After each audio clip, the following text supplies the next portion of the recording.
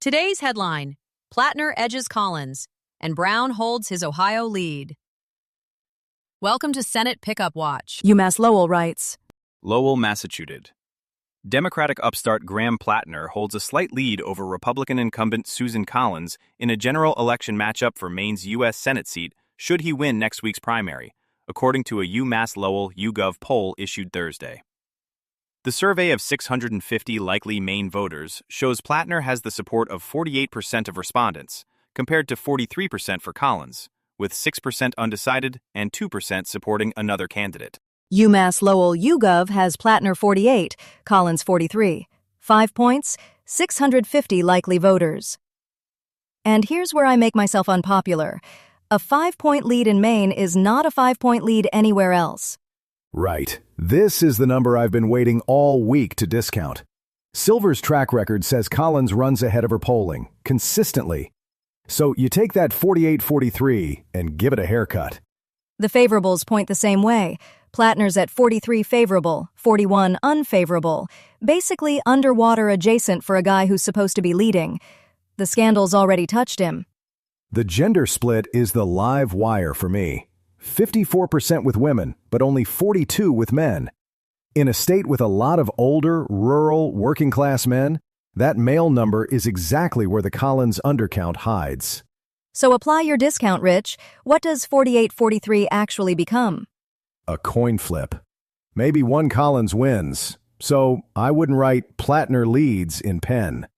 The honest headline is more like toss-up that looks like a lead. HuffPost writes, Democratic nominee Sherrod Brown is leading against Republican incumbent Senator John Husted in the Senate race for Ohio, according to a new Fox News poll released Wednesday. The poll, which was conducted May 28th to June 1st and surveyed a sample of 1,015 Ohio-registered voters, shows 53% of voters would vote for Brown and 45% would vote for Husted if the election were held now. Fox News has Brown up 8 in Ohio, 53-45. The part that jumps out? 46% say Husted is too close to Trump, with Trump underwater at 42-57 in the Buckeye State. A Fox poll. That matters. No friendly house cooking the top line for Democrats here. Brown's a 3-term incumbent who already ran statewide. He's the candidate quality control case. Right, and that's why I can finally treat Ohio as real instead of a one-poll mirage. We've got 2 confirming data points now. I still want to know how much is Brown himself and how much is gas prices, plus a sliding Trump number dragging Husted down. Both, probably. But notice the gap. Brown's at 53, while Trump's favorables sit at 42. Brown's running ahead of the environment, not just riding it. That's a candidate clearing his own ceiling. And if it were purely the environment, you'd expect a generic Democrat to be doing this. Brown isn't generic. He's the guy who survived the realignment in Ohio once before. That tells you whether the recruit fits the electorate. Robin Opsahl, writing in Iowa Capital Dispatch.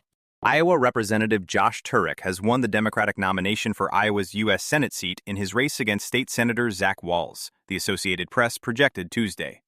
Turek had 62.6% of the vote to 37.4% for Wahls in unofficial results, with 99% of the vote counted. So it's settled. Turek by a mile, 62.6 to 37.4 with 99% counted. The Turek or Wahls suspense in Iowa is over. And he opens with, Iowa sure does love an underdog.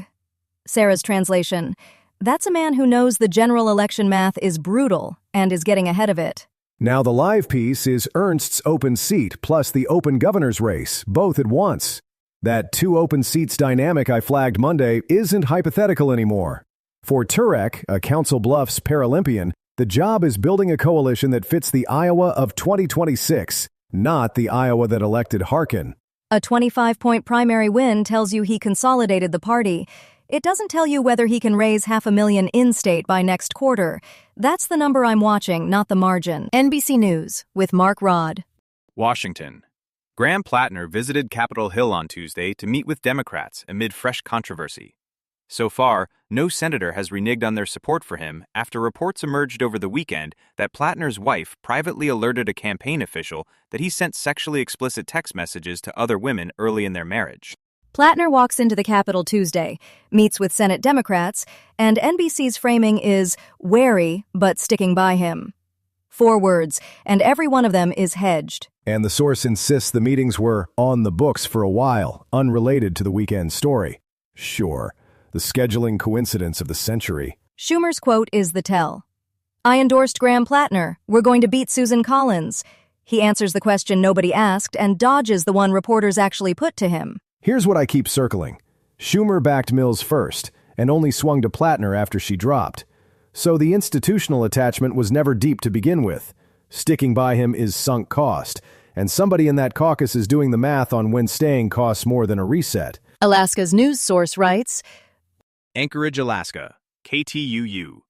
Senator Dan Sullivan, Repezit, Alaska, is accusing Democrat Mary Peltola of rigging the Senate race by recruiting a Petersburg man with the same name to confuse Alaska voters.